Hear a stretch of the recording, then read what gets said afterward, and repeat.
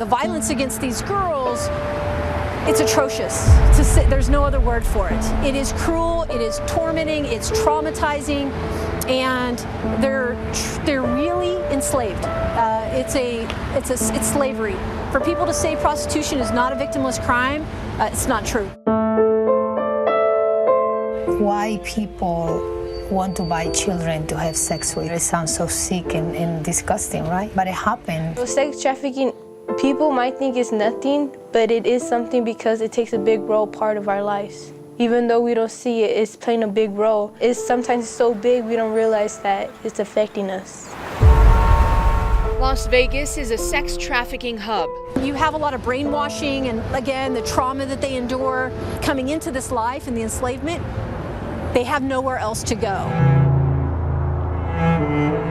10 years ago, Esther Brown started the Embracing Project, and it's still the only nonprofit organization in the Valley providing comprehensive care for the child victims in our community. These are kids that go through the most unbelievable pain sometimes. Some of them go through torture, some of them go through abandonment, through sexual assault. These are kids that are full of life and they have so much to give to the world. It's just, you just have to create the platform for them to believe that they have something important to give back. Yeah, it could happen to anyone. I met Miss Esther when I first got locked up in detention. Many children arrested for crimes related to their own victimization make their way through the legal process. Esther is there in juvenile court every Wednesday serving as a court advocate. Maybe being here is really a blessing. The fact that you got arrested is a break for you, that you can think about it, and we can put some resources in place so you can leave your pimp.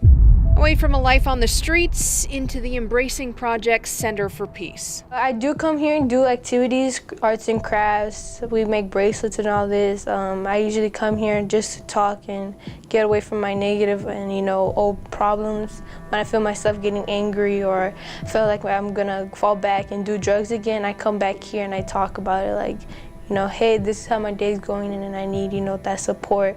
And usually I just come here just to have that support and feel welcome. If I didn't work with the Embracing Project, I probably would have been somewhere, probably doing drugs.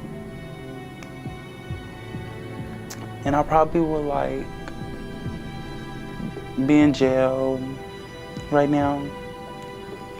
Thank God that the Embracing Project helped me get out of that, because I was in a bad situation then before I came here. This place, I really love this place. I just come just to be here. I'm to the point soon I want to shout out Miss Esther to help other girls and just be part of this. I'm gonna go to college to be a counselor and help with children and stuff. I really like it.